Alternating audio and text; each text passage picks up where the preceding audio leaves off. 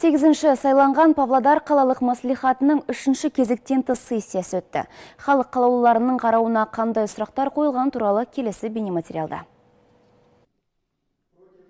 Бүгінгі отырыста тұрмыстық қалдықтарды жинау, тасымалдау, сұрыптау және көмуге арналған тариф бекітілді. Енді әр тұрғын ол үшін айына 490 теңге төлейтін болады. Бұл шешім қалалық маслихаттың кезектен тыс сессиясында қабылданды. На сегодняшний день представленный проект решения маслихата содержит. Бүгінгі күні ұсынылған маслихат шешімінің жобасы қатты тұрмыстық қалдықтарды жинауға, тасымалдауға және көмуге арналған тарифтерді қамтиды. Абаттандырылған үй иелерінің тұрғындары үшін салықты ескере отырып 490 теңге. Абаттандырылмаған үй иелерінің тұрғындары үшін 554 теңге. Заңды тұлғалар үшін қосылған құн салығын ескере отырып, бір текше метрге 2132 теңге болады. С учетом налога на добавленную стоимость. Жалпы тариф құны 168 теңгеге ұлғайтылды. Осыған орай халыққа көрсетілетін қызметтердің сапасы да жақсаратын болады деп сендірді тұрғын үй шаруашылығының өкілдері. Депутаттардың күн тәртібінде 2022 жылға арналған қала бюджетінің игерілуі мәселелері де қарастырылды.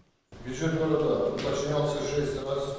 Қала бюджеті 6 рет нақтыланды, 12 рет түзету жүргізілді. Нәтижесінде бюджет 196 миллион 400 мың теңгені құрады. Бұл бекітілген жоспардан 71 миллион 986 мың теңгеге артық. Сонымен қатар депутаттар 2023-25 жылдарға арналған қалалық бюджеттегі өзгерістерді қарастырды. Олар тұрғын үй құрылысын, жол және спорт инфрақұрылымдарын дамытуды, абаттандыруды, әлеуметтік сала мен мәдениетті дамытуды қамтымақ. Гүлсара Маликова, Алексей Михедов, Ертіс ақпарат.